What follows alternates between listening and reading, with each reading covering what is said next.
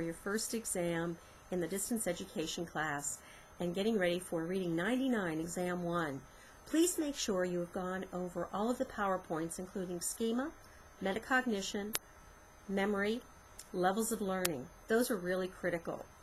And also, I'm going to go over chapters 1 through 3 to see what you're really going to be responsible for. The very first question listed for chapter 1 includes, what is active learning? That's critical to really understand what really is happening in this chapter and really how to connect your schema. The second one on how does the brain pay attention, you're not going to be responsible for that question. Can you do two things at once? Very important to know. What are multiple intelligences? Have you given any indication of what your multiple intelligences might be? How many are there? How can you improve your concentration? I mean, that's a strategy for every college student. What are common internal and external distractions, and what are their cures? Know the difference between internal and external distractors. And finally, why is your syllabus important? You should be really familiar with your reading syllabus. The next chapter is chapter 2, which deals with, of course, vocabulary. And the very first question asked is one you can really skip. I don't have a star next to it. But then the one after is, what are context clues? This is critical for anything in reading comprehension, so be sure you really spend special attention to that section.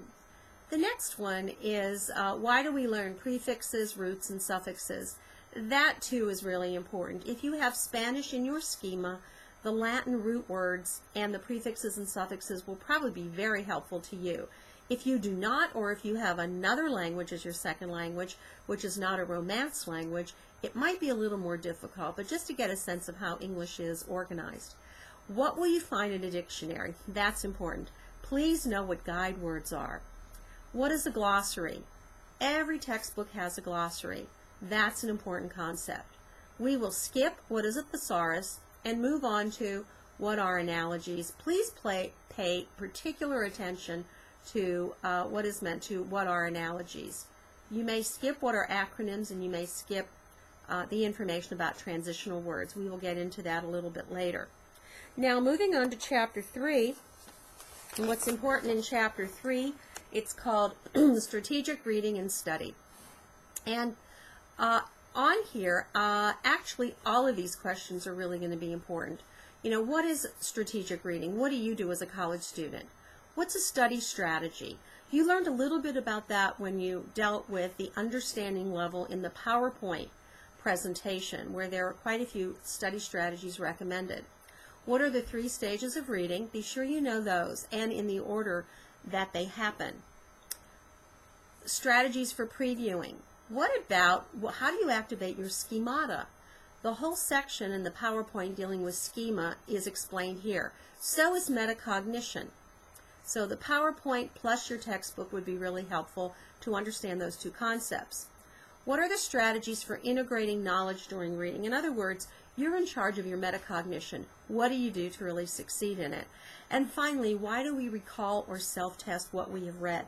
How do we know whether or not we've really accomplished it?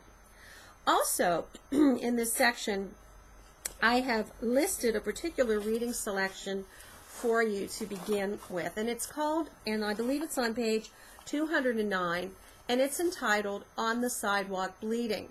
Now, the reason I selected that as your very first reading assignment for the reading selections portion is because this one really connects with the Jimmy Santiago Baca book you are reading.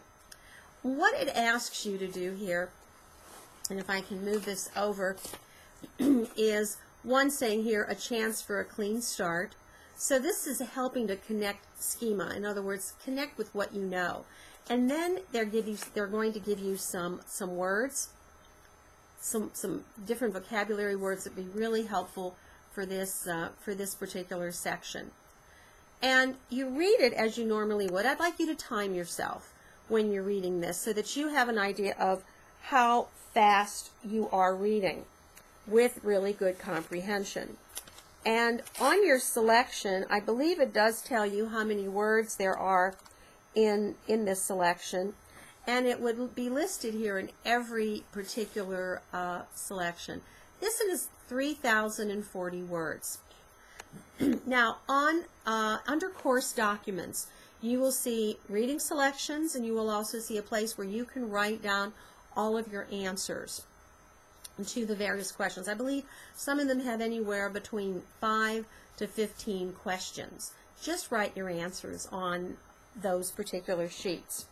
Now, the questions for this one begins on page 216. I don't want to show you this because I've got all the answers on the next page since I'm using the instructor textbook.